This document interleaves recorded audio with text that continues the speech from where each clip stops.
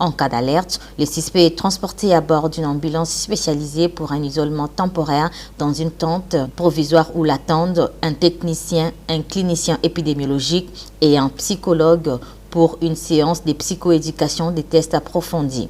En cas de validation, le suspect est transporté médicalement vers le centre d'isolement et de traitement de Kinkole. S'il y a un cas, avec tout ce que j'ai vu ici, donc ce sont des spécialistes qui vont le détecter et l'amener jusqu'ici. Oui, tu as une impression par rapport au coronavirus. Est-ce que vous êtes déjà au courant que le coronavirus est à Kinshasa?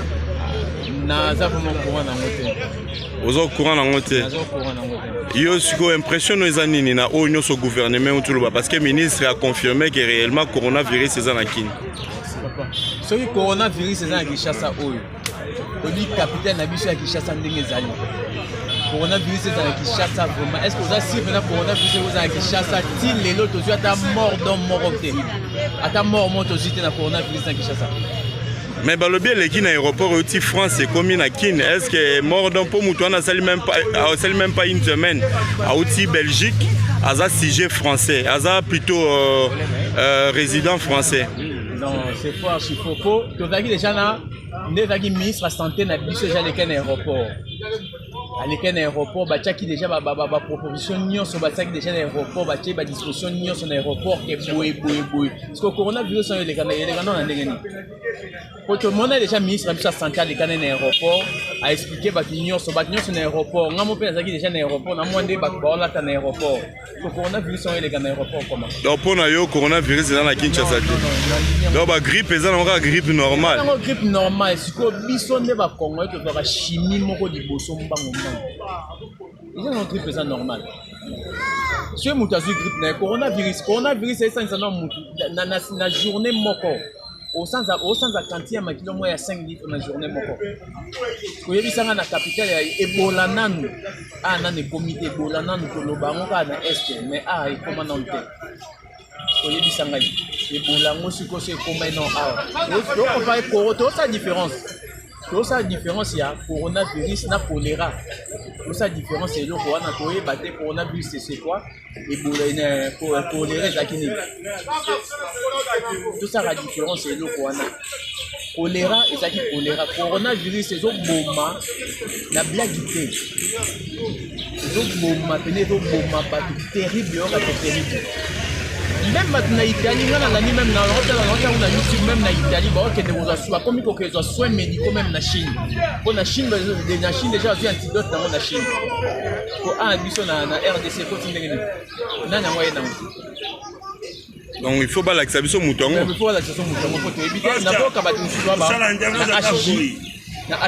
mais tout le monde envoie ça. Ok, merci beaucoup, papa. Ok, merci. Vous avez l'impression? Bonjour, messieurs les journalistes. Balobi, déjà coronavirus est à Kinshasa. Impression les années. Impression les années que non, tous à la prudence parce que le gouvernement check en place, gens y a ministère y a santé pour détecter malade si réellement ils allaient. Et tout le monde en hôtel Belleville, dans la ville kuna il y a un Congolais résident en France.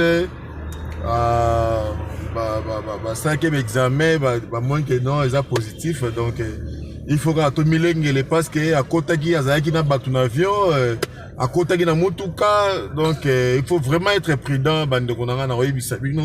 Coronavirus, vraiment, ils ont bon. En tout cas, ceux qui te millénalité, te battent la mité, vraiment, ils ont mabé ma casse. Mais balobi qui est à Copa ministre, il y a un bon, on est dans la RDC, Vincent Roliambon. Non, on a une spéculation, hein. Parce que tout le monde est logo concret, non, ça ne va pas. Ça ne va pas, on va détecter mouton à Zan, on va tirer en quarantaine. Donc, ma bezali.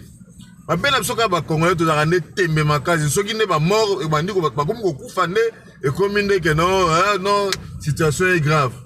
Donc, ma bezali. Papa, olobini ni pour la bateau, bana tembe, ba okota doute na coronavirus. Oyebisi ba on est comme conseil. Congolais aza muto tembe, Congolais tika tembe. Hein? Yango moni Bon s'abonnera mingi na ba réseaux sociaux mais bon ce monde en Chine tous les Chinois va continuer à ba misala ça ma juste bana batanga juste bon ce monde en côté na Italie il y a des morts chaque jour il y a des morts hein potika tembe congolais. Merci. Bino bondi matin coronavirus ekotia. Eko ministre a lobby coronavirus ezali. Bino bolo bage komi kopalari ya ministre. Eza ya solo teza lokuta. Papa ngana ba boye boluka ngate. C'est faux archi faux. Attends nous kinga po mona nonga te. C'est faux archi faux tika ba fan na population fan na ngokimia. Hein? Solo lukambongo bo lukambo na nena utika population fan na kimia. Population fan na kimia. Babi lelo bat balamuki bien te. Bat balamuki bien te. Ministre ma alingira po achaka mbongo na poche yo moza sima ministre andi makali ya mbongo wana imoko. Papa. Tout à clair. Biso na RDC dans combien de saisons? Tana ngode. Dans 2 saisons. Oui. Na ba niveau ya moi oyo. Net le c'est d'aba 35 degrés. Ça so no mena téléphone na ngai. Na kola so ba image moi eza na Chine de ba kwea. On a coronavirus de ba kwea. Qu'on a RDC bisa ngekota. Na ba fulu na toza nango awa na fulu toza nango na capitale mobimba awa. Les saso coronavirus est côté. Yo vivre. Mais yo mi batela te neni bat basomi d'aba masque ya kokanga ma. Apatika tu va fan na makambo lokutana na nya vivre. Chine nous coûte na Chine. Pays na bango eza na bien propriété non par rapport na biso. Ba bande ba ko kwea na ba kufa. Koyebisanga biso awa ba fulu ba tondisela biso. Oh type mutu ana komi auti soki France akiti, auti Belgique akiti na aéroport ba moniete, alali pali ba biloko kapela nyonso seke yo poser na kapela. C'est ça que mutu ako moni mon aéroport. C'est pas parce que quand tu tombes les choses sérieuses, c'est mutu ako moni mon aéroport. Au loin de l'aéroport. Au bani na aéroport ya Roissy Charles de Gaulle au l'équipé. Zaventaine au l'équi, au yé posé avion TRDC. Mais tout le monde est ministre qui est dans l'aéroport na biso. Qui est dans l'aéroport na biso. Oui. Eteni. Atika ki ba biloko nyonso. Abi ba professionnel ne baza kuna. Ba professionnel baza kuna. Parce que yo samba ba professionnel mutango l'équipe ba ndengeni. Ya lobi ke hier présenter ki saka zui corona ngo awa. Saki a déjà na kini ezala radio bandaka. Botika biso to fanda. Sengi pardon botika distrait biso botika biso to fanda. Sengi no pardon. Na soutien na pesi no merci hein. Botika biso to fanda. Merci beaucoup. OK. Chers compatriotes, nous venons d'être informés par nos services attitrés d'un premier cas confirmé de coronavirus Covid-19 en République démocratique du Congo, précisément à Kinshasa. En effet, il s'agit d'une personne de sexe masculin, âgée de 52 ans, de nationalité congolaise, résidant en France. Il est arrivé à Kinshasa le 8 mars en provenance de la France. À son arrivée, il ne présentait aucun signe de la maladie à coronavirus. Il a été consulté dans une clinique de la place pour des symptômes suivants: la fièvre, la toux et le rhume. Sur la base de ces symptômes et au vu de ses antécédents, c'est-à-dire provenance d'un pays épidémique, nos services ont été alertés et ont réalisé des prélèvements qui se sont avérés positifs au Covid-19 il y a quelques heures. Nos services s'attellent pour retracer et identifier toute personne ayant eu des contacts avec le patient. En ce moment, le patient est stable. Il est isolé et suit des soins appropriés dans une structure sanitaire de la place. Nous tenons à rassurer nos compatriotes de garder le calme en respectant les mesures d'hygiène suivantes.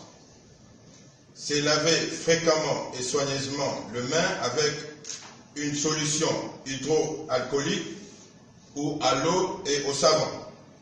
Maintenir une distance d'au moins 1 mètre avec les personnes qui toussent ou qui éternuent.